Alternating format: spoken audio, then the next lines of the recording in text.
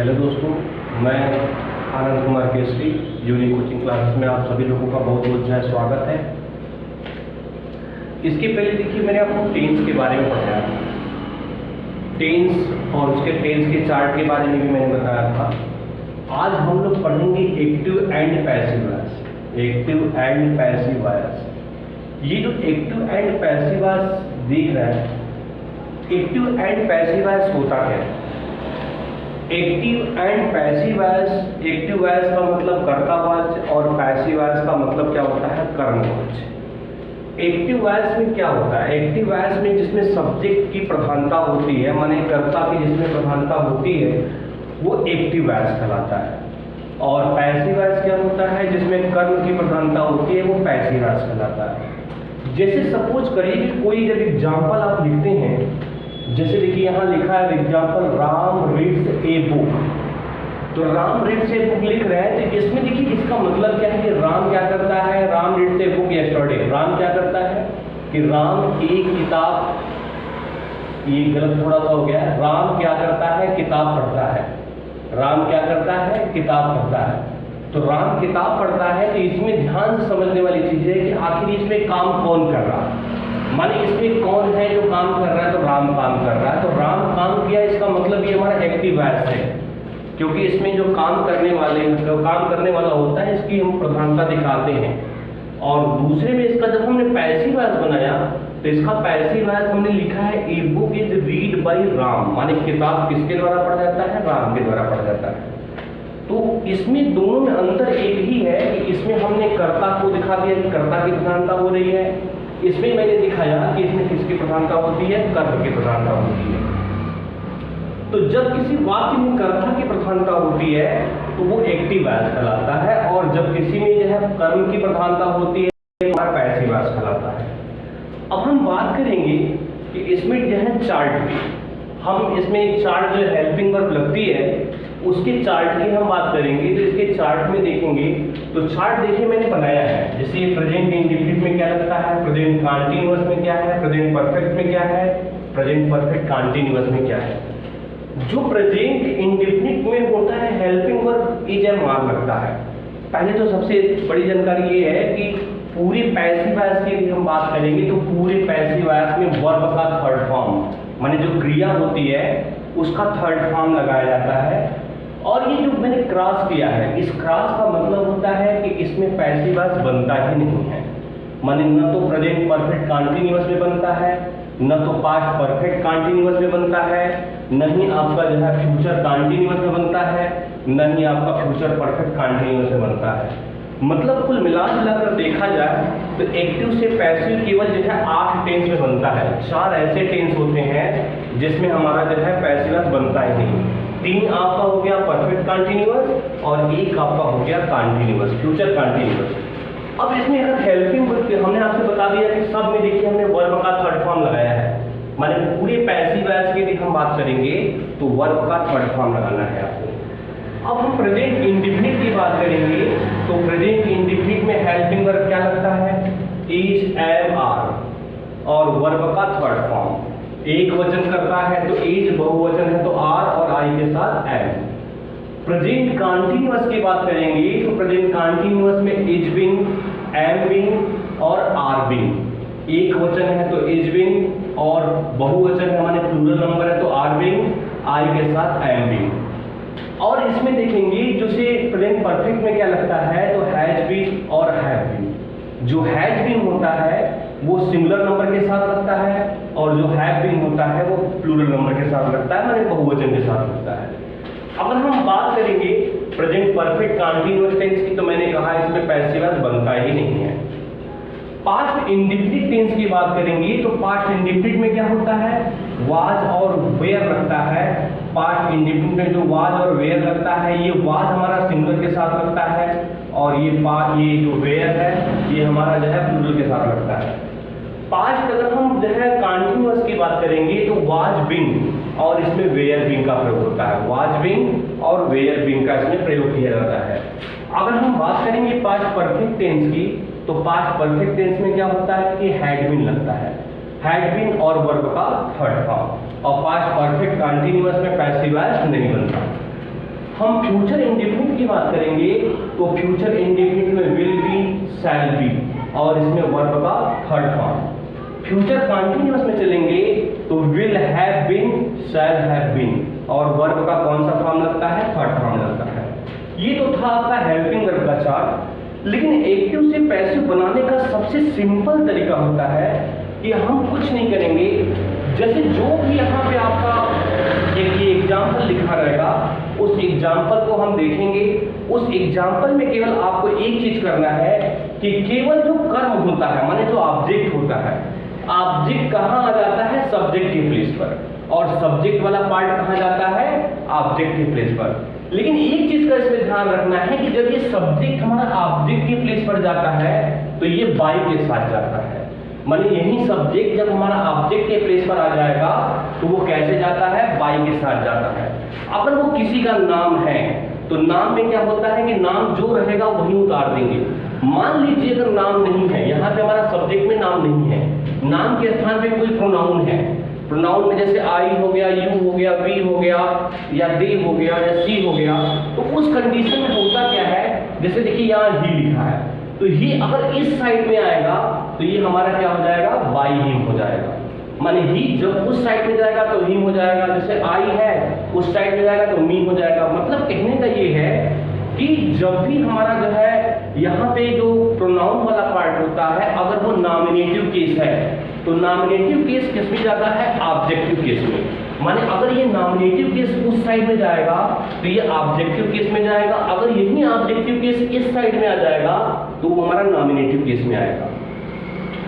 अब हम जैसे कुछ एग्जाम्पल मैंने लिखा तो उस एग्जाम्पल में मैं आपको बताता हूँ। जैसे कि लिखा गया है, मैंने बताया Ram reads a book. Ram क्या करता है, एक बुक पढ़ता है। हमने इसमें पैसिव वॉइस को बनाना है तो मैंने कहा ऑब्जेक्ट को कहाँ लाना है, सब्जेक्ट के प्लेस पर, और सब्जेक्ट कहाँ लाना है आपको, ऑब्जेक्ट के प्लेस पर। मैंने आपको ये भी बताया कि जब सब्जेक्ट हमारा ऑब्जेक्ट के प्लेस पर जाता है तो बाई के साथ जाता है, और हमेशा वर्ब का थर्ड फॉर्म लगता है तो रीड का आपका थर्ड फॉर्म रीड हो जाएगा। ये टेंस पहचानिए, देखिए टेंस, ये टेंस कौन सा है, ये प्रेजेंट इंडेफिनिट टेंस है क्योंकि इसमें यस लगा हुआ है। अब इसमें यस लगा है तो प्रेजेंट इंडेफिनिट है। जब ये प्रेजेंट इंडेफिनिट हो गया तो हम चार्ट में चलेंगे तो चार्ट में देखिए प्रेजेंट इंडेफिनिट में क्या लगा है, इज, एम, आर। मैंने आपको बताया था कि अगर सिंगुलर है तो इज, प्लूरल है तो आर और आई के साथ एम। तो देखिए यहाँ ए बुक जब पहले आ गया तो ये सिंगुलर हो गया, सिंगुलर है इसीलिए मैंने क्या लगा दिया, इज लगा दिया, और वर्ब का थर्ड फॉर्म, और ये जब राम इस साइड में आया तब क्या हो गया, बाई राम हो गया।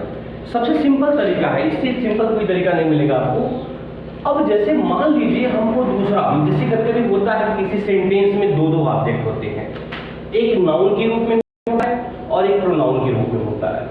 तो जो नाउन के रूप में होता है ये हमारा क्या होता है, डायरेक्ट ऑब्जेक्ट होता है, और जो प्रोनाउन के रूप में होता है वो इनडायरेक्ट ऑब्जेक्ट होता है। तो हम दोनों से पैसिव वॉइस बना सकते हैं, मैंने दोनों से दिखाया भी है।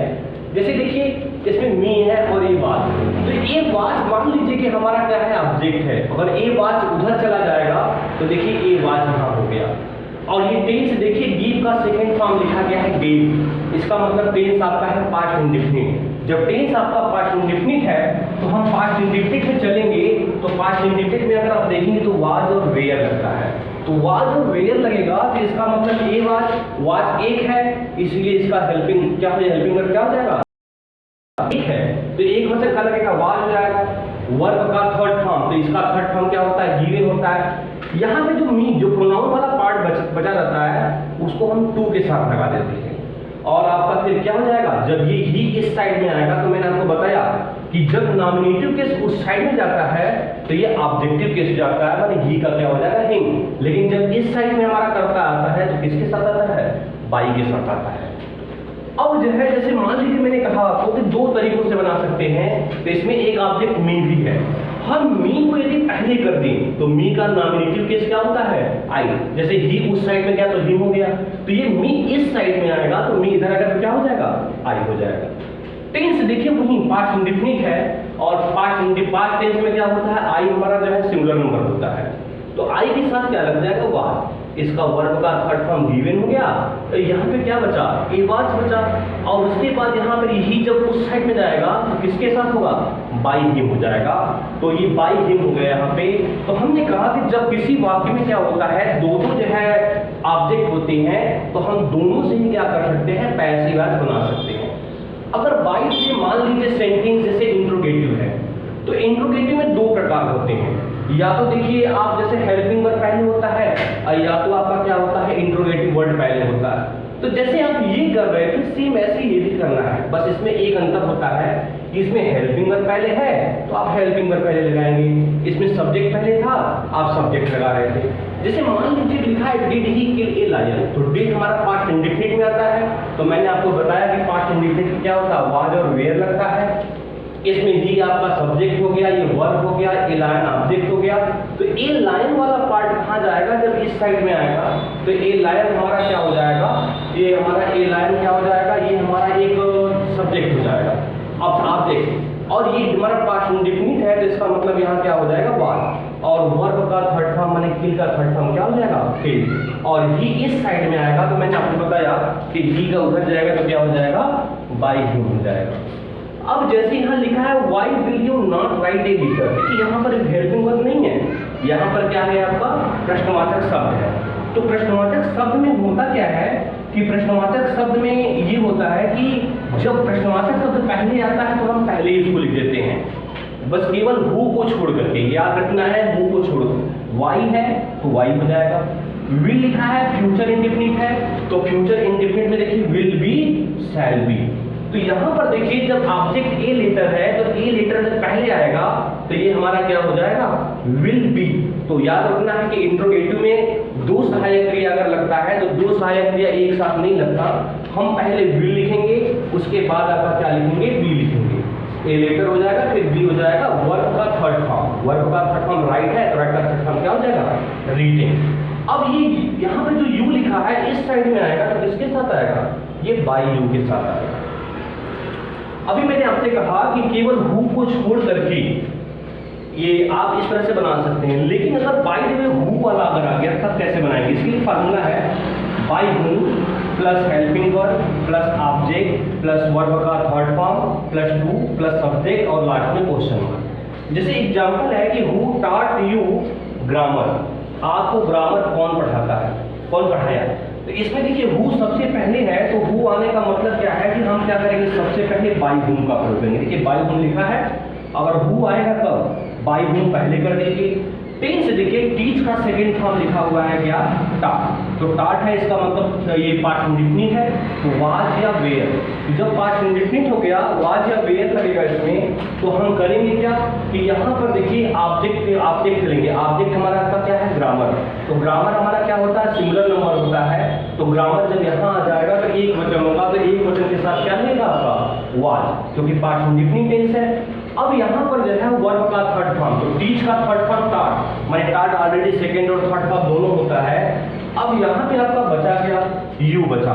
तो यू जो बचा है, जब यहाँ पे जो है वर्ब के बाद कुछ बचता है तो हम करते क्या है, उसको टू के साथ लिखते हैं। अगर वर्ब के साथ हमारा कुछ बचेगा तो टू के साथ। बस ध्यान रखना है कि अगर हु से अगर कोई सेंटेंस स्टार्ट होता है तो हम बाई हुम को पहले कर देते हैं, बाद में हमको बाई लगाने की कोई आवश्यकता नहीं होती है, बाई हुम पहले लगाते हैं और इसके साथ हेल्पिंग वर्ब, फिर आपका ऑब्जेक्ट और वर्ब का थर्ड फॉर्म, हमने थर्ड फॉर्म इसका लगा दिया।